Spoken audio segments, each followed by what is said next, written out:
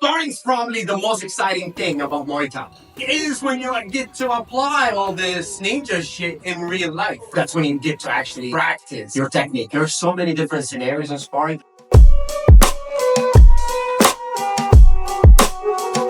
When you spar someone that's trying to kill you, we all have these one or two guys in the gym, they got heavy hands. And a lot of times they are both. Here's what not to do. Don't be on the defensive too much and circling around. If they don't have anything to fear, they're gonna attack you even harder. What you want to do is make sure you give them enough danger so they're not freestyling and completely disregarding your power. When you spar them, you match their power. But secondly, you want to have a very solid defense. Your guard always up, your elbows on your ribs, your head is nicely tucked. A shorter combos with power, but not too wild. I'm somewhat open, but my movement kind of keep me in check. When I spar someone that has heavy hands, my guard is up, like more grounded and a lot more on my heels, because that's when I get the most power and I'm not relying on a head movement too much. If you play your game and it's not working and you're getting beat up, tell them to cool it off. It's fine. Let's talk about the opposite. How about if you spar somebody that they're a lot worse than you? They're new, smaller than you, or not as good as you.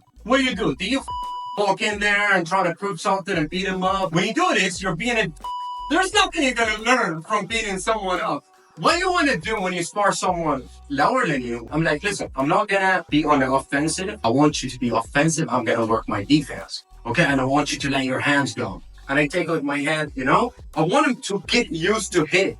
I work my head movement. Sometimes I put my hands down if they're not very powerful. And then I'm like just working on my head movement. I'm trying to see one thing that I'm thinking, you really want to test maybe some combinations that are a lot more difficult. What you do when you're sparring someone that is a lot bigger than you, 50 pounds plus. First of all, do not come in trying to throw haymakers up. If you trigger that guy and he puts it on, so don't trigger him. Set the tone that this is going to be play spar. Just tap the body, the body is always a good idea for someone bigger, like tall. Body overhand, a low kick, know how to move around, and just kind of work on your defense a lot more. Here's a different scenario of sparring. What if you spar a girl? People underestimate what girls can do. There are girls that there are some girls that are super skilled. You want to give them enough competition without being and landing something big. But I see some guys, they're just literally sparring with them like they're toys or like glass. You're not giving her a good spar. You're being disrespectful to the girl.